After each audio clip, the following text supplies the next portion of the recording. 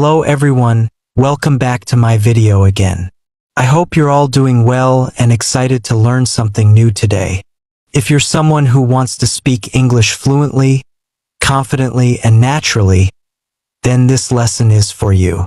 Today, I am going to teach you how to think in English, which is one of the most important steps to becoming a fluent English speaker. We all know how frustrating it can be when we have to stop and translate sentences from our native language into English before speaking. It slows us down, makes us feel less confident, and often leads to mistakes. Wouldn't it be amazing if you could skip that translation process and just think in English from the start? Well, I'm here to tell you that it's possible. By following 4 simple stages, you can train your brain to think directly in English, and trust me, this will make a huge difference in how you speak. Now, let's get into today's lesson. How to think in English. Stage 1. Think in verbs, the power of action words. The first stage of learning to think in English is to focus on verbs. Verbs are the action words in a sentence. They describe what's happening. Why do we start with verbs? Because action is all around us. And if we can think about what's happening in English, we can start forming sentences in our heads more quickly. Imagine you are walking through New York City, specifically in Central Park. You see people everywhere, all engaged in different activities. What are they doing? Some people are running, others are talking. You see a dog chasing a ball, and someone is feeding pigeons. These actions are described using verbs. Run, talk, chase, feed. By observing the actions around you, you can start thinking about them in English. This process of observing and identifying actions is something you can do anywhere. Whether you're standing at a bus stop in London, waiting at a traffic light, or sitting in a cafe in Paris, there are always actions happening around you. For example, on a busy street in Tokyo, you might see people walking quickly, someone riding a bicycle, or a group of friends laughing. You can mentally note these actions in English: walk, ride, laugh. But what if you're at home where there's not much happening? You can still practice thinking in verbs by imagining scenarios or using pictures. For instance, look at a photo of a family picnic. What actions do you see? Maybe they are eating, playing, or relaxing. Even when you're indoors, you can practice identifying actions by thinking about what you might do in different situations. Imagine you're in your kitchen. You might be cooking, cleaning, or washing dishes. Key practice tip: set aside 5 to 10 minutes each day to practice thinking in verbs. Pick a different place each day and focus on the actions happening around you. As you do this regularly, you'll train your brain to think about actions in English, making it easier to describe what's happening in the moment. Stage 2. Think in nouns, naming the world around you. Once you've practiced thinking in verbs, it's time to move on to nouns. Nouns are words that name people, places, things, or ideas. Just like verbs, nouns are everywhere. Everything around you has a name, and if you can think of these names in English, you'll be one step closer to thinking and speaking fluently. Let's take an example from a different city. Imagine you're in Sydney, Australia, standing by the famous Sydney Opera House. As you look around, you see the building, the harbor, and many tourists taking photos. You also see a boat in the water and a few seagulls flying above. Each of these things is a noun: building, harbor, tourists, boat, seagulls. It's important to practice thinking in nouns wherever you are. If you're at a market in Delhi, India, you might see fruits, vegetables, spices, and vendors. These are all nouns that describe the objects and people around you. Even if you're just sitting in your room, you can look around and identify nouns. For example, you might see a table, a chair, a book, and a laptop. Another great way to practice thinking in nouns is to describe what you're carrying with you. What's in your bag? Maybe you have a phone, some keys, and a wallet. If you practice naming these objects in English, it will soon become second nature. Over time, this will help you think faster and more clearly in English. Key practice tip: spend a few minutes each day naming the objects around you in English. Whether you're outside, at home, or even traveling, challenge yourself to identify everything in English. For instance, if you're visiting Barcelona, Spain, look around and name things like buildings, bicycles, cafes, and tourists. The more you practice this, the more your brain will automatically think in English. Stage 3. Think in sentences, connecting verbs and nouns. Once you're comfortable thinking in verbs and nouns, it's time to move on to the next step, thinking in sentences. This is where you start putting verbs and nouns together to describe what's happening around you in full sentences. At this stage, it's important to start simple. Don't worry about making long, complicated sentences. Just focus on creating short, clear sentences that describe what you see. For example, if you're in Cape Town, South Africa, looking at Table Mountain, you might say, "The tourists are climbing the mountain. The sun is shining. The wind is blowing." These are simple, but they allow you to practice thinking in complete sentences. Now, let's imagine you're in Toronto, Canada, sitting in a park. What's happening around you? You could describe the scene like this.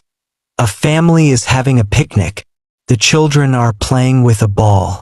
The birds are flying in the sky. These sentences are short, but they effectively describe what's happening around you. As you become more comfortable, you can start making your sentences longer. For example, if you're in Berlin, Germany, walking near the Brandenburg Gate, you might say, "A group of tourists is taking pictures of the monument. Some of them are listening to their tour guide, while others are checking their maps." This sentence combines multiple verbs and nouns, giving a fuller description of the scene. The goal here is to get used to thinking in sentences instead of just words. This will help you when you're speaking, as you won't have to stop and think about each individual word. Your brain will automatically form sentences in English. Key practice tip: every day, take 10 to 15 minutes to describe your surroundings in sentences. Whether you're at home, in the office, or walking through a new city, try to form complete sentences in your head that describe what's happening. If you're in a cafe in Rome, Italy, you might say, "The waiter is serving coffee. Two friends are chatting at the next table. A couple is reading a menu." This practice will make thinking in English much more natural. Stage 4. Think in paragraphs, bringing it all together. The final stage is to move from thinking in sentences to thinking in paragraphs. This means describing everything around you in more detail, telling a full story, or creating a more vivid picture of the scene. Imagine you're visiting the Great Wall of China. Here's how you might describe it in a paragraph. "I'm standing on the Great Wall, and the view is incredible. The mountains stretch out as far as I can see, and the wall winds its way across the landscape. There are tourists all around me taking pictures and walking along the wall. I can hear people speaking in different languages, and there's a cool breeze blowing through the air. The steps are steep, and the stone is worn from centuries of use." In this paragraph, you've combined everything: verbs, walking, speaking, nouns, tourists, mountains, wall, and sentences to create a full description of the scene. By practicing this, you'll start thinking in English more naturally, as you won't just be forming short sentences. You'll be able to describe things in full detail. Let's take another example. Imagine you're walking through a bustling market in Istanbul, Turkey. You might describe the scene like this: the market is filled with people, all busy shopping and bargaining with the vendors. I can smell the spices in the air, and the bright colors of the rugs and textiles catch my eye. A man is selling tea from a cart, and groups of tourists are taking photos. The sound of people talking and laughing fills the air, and the atmosphere is lively and energetic. When you practice thinking in paragraphs like this, you are training your brain to describe events and scenes in full detail without stopping to translate from your native language. This stage is essential because it helps you not only think in English but also express your thoughts in a more coherent and fluent way. By focusing on forming paragraphs, you can talk more naturally and at length, which is key when you're aiming for fluency. Let's take one more example to practice. Imagine you're sitting in a cozy cafe in Amsterdam, Netherlands. Here's how you might describe the scene in a paragraph. I'm sitting at a small table by the window, sipping my coffee. The cafe is warm and inviting, with soft music playing in the background. Outside, I can see people riding their bicycles along the canal. The sky is cloudy, and it looks like it might rain soon.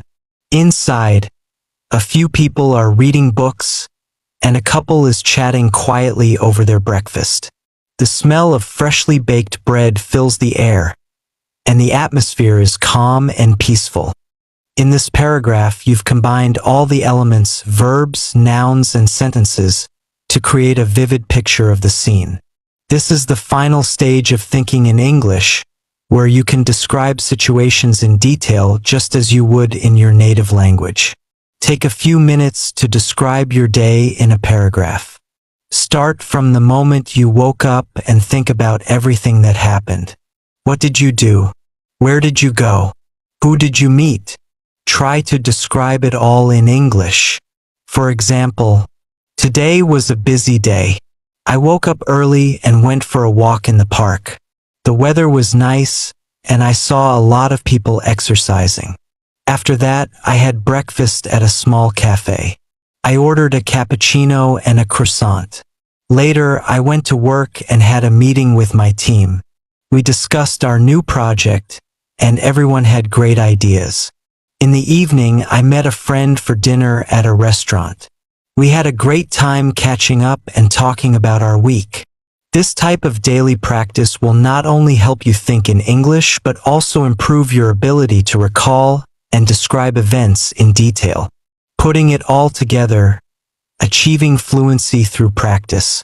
By now, you should have a clear understanding of the 4 stages of thinking in English. 1. Think in verbs. Focus on action words and describe what is happening around you. 2. Think in nouns. Name the people, places, and things you see in your surroundings. 3. Think in sentences. Combine verbs and nouns to form short, simple sentences. 4. Think in paragraphs. Bring everything together to create detailed descriptions of scenes and events. Each of these stages builds on the previous one, helping you develop the ability to think directly in English without the need for translation. It's important to practice each stage regularly, as this will train your brain to process information in English more naturally. Why thinking in English is essential for fluency. Now that you understand the stages, let's talk about why this method works.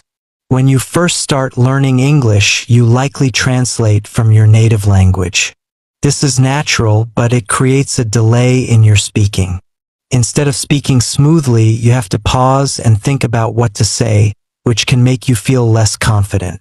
By practicing thinking in English, you eliminate that translation step.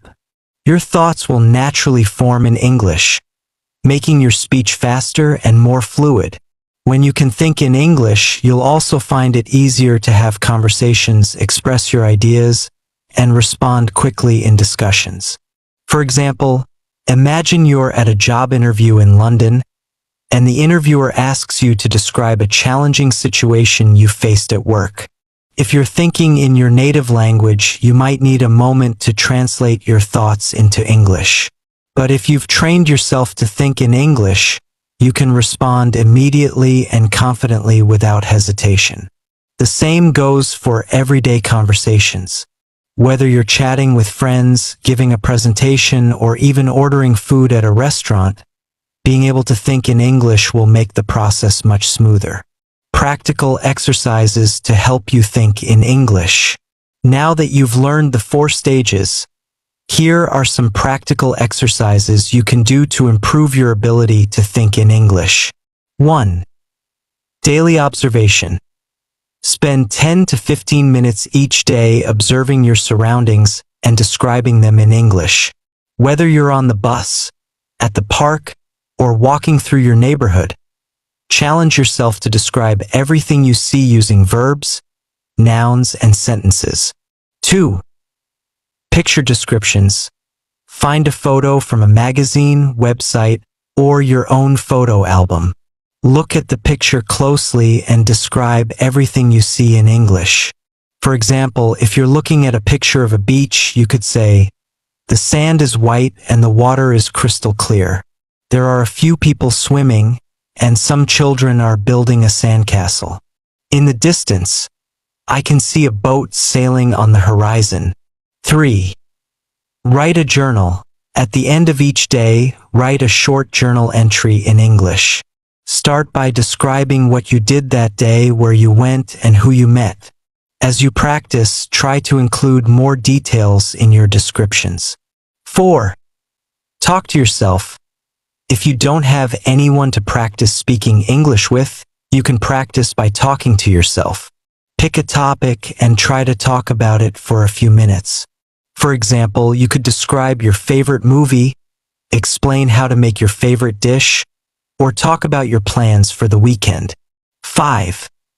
Set language challenges. Challenge yourself to think in English for short periods throughout the day.